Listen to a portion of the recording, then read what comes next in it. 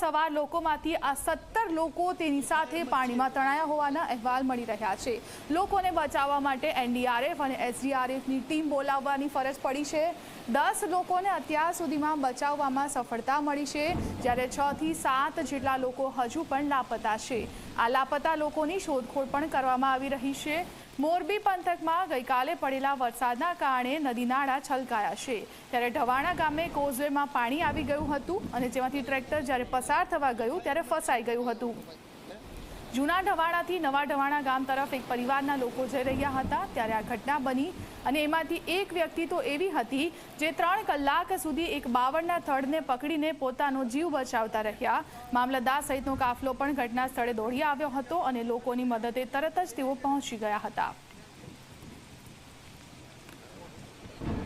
હળવદ તાલુકાના જૂના ઢવાણા ગામથી નવા ઢવાણા ગામ તરફ જવાનો જે રસ્તો છે તે રસ્તા ઉપર આવતા કોઝવે ઉપર રવિવારે રાત્રિના 9 વાગ્યાના અરસામાંથી એક ટ્રેક્ટર પસાર થઈ રહ્યું હતું ને ત્યારે આ ટ્રેક્ટરની અંદર 17 જેટલા લોકો બેઠેલા હતા ને ટ્રેક્ટર જે છે તે પાણીના પ્રવાહમાં તણાઈ ગયું હતું ને પાણીમાં પ્રવાહમાં તણાઈ જવાના કારણે આ ટ્રેક્ટરની અંદર બેઠેલા 17 જેટલા લોકો જે હતા તે પણ પાણીમાં તણાયા હતા। જો કે જે તે સમયે 4-5 વ્યક્તિઓ એક છેડા ઉપર અને 4-5 વ્યક્તિ બીજા છેડા ઉપર નીકળી ગયા હતા અને 2 વ્યક્તિઓને ફાયરની ટીમ દ્વારા સલામત રીતે રેસ્ક્યુ ઓપરેશન કરીને બચાવીને બહાર કાઢવામાં આવ્યા છે। આમ 17 પૈકીના 10 જેટલા લોકો જે છે તે સલામત રીતે બહાર નીકળી ગયા છે, પરંતુ જે 7 જેટલા વ્યક્તિઓ છે જેમાં મહિલાઓનો પણ સમાવેશ થાય છે તેનો હજુ પણ કોઈ જગ્યાએ પતો લાગ્યો નથી અને આ લાપતા વ્યક્તિઓને શોધવા માટે થઈને હાલમાં એનડીઆરએફ, એસડીઆરએફ અને ફાયરની ટીમ દ્વારા કામગીરી કરવામાં આવી રહી છે। તમે અત્યારે આ જે પાણીનો પ્રવાહ છે તેની વચ્ચે જે ટાયર જોઈ રહ્યા છો, આ જ ટ્રેક્ટરની ટ્રોલીની અંદર બેઠેલા લોકો હતા કે જે જૂના ઢવાણા ગામથી નવા ઢવાણા ગામ તરફ જવાના રસ્તા ઉપરથી પસાર થતા હતા અને ત્યારે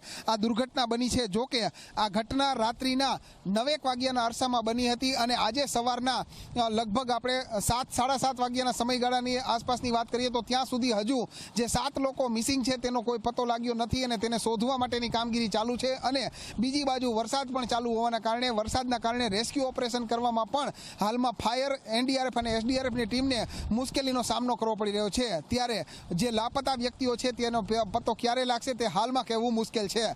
હિમાંશુ ભટ્ટ, ઝી 24 કલાક, હળવદ।